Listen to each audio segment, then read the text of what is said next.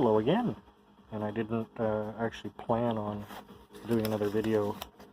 It's a text from the Grand Grimoire.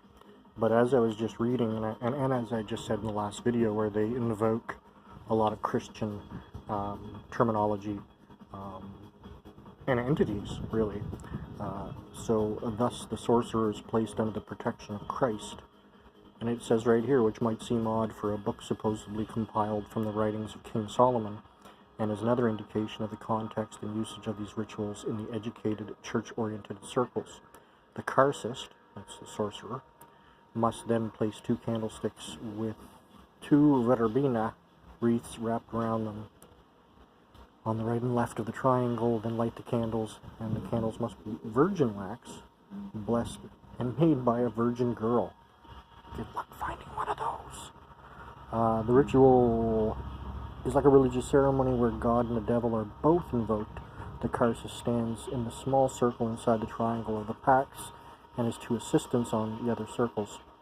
Once the Karcist and the other sorcerers are inside the circle, the Karcist lights the fire in a new vase filled with willow charcoal. In the fire he throws brandy, which would have to have been highly distilled and thus flammable, incense, and camphor. Camphor is a waxy, flammable, transparent solid with a strong aroma. It is found in the wood of the camphor laurel. These last 2 elements are often used in magical rituals. They are believed to purify the premises while creating a mysterious atmosphere for the invocation. It is also noted that the magician must not wear on his person metals such as iron, but only gold and silver, and they must have ready a piece of this to throw to the demon that will appear. Crazy stuff.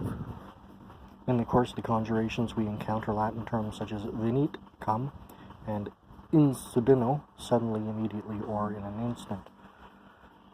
This use of Latin gives religious authority to the ritual, but also makes it more mysterious. If no spirit appears, the Karcist must then plunge the metal-coated tips of the blasting rod into the fire.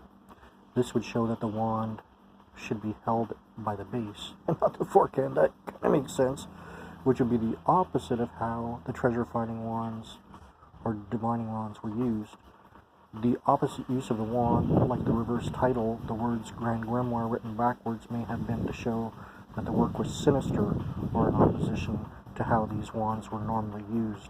In any case, after the 2 points of the wand are thrust within the fire, obviously not too deeply, or the wand would catch fire, the spirits will immediately utter appalling howls and soon show themselves. So, if your invocation doesn't work out, you can always plunge your wand into some fire, and that'll bring the demons.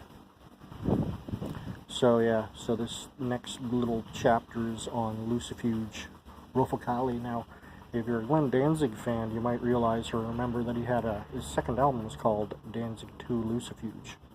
So, Mr. Danzig's probably well versed on the Grand Grimoire. He seemed to be quite well versed on a lot of the books, and seemed to take it quite seriously that he had that knowledge. But anyways, on again we go, reading, and yeah. Another short video from the Complete Illustrated Grand Grimoire, or the Red Dragon, one of the most celebrated and infamous grimoires on the planet Earth. And I'm reading it. So yeah, like, subscribe, and share, and I don't know, maybe we'll see you in another 10 minutes.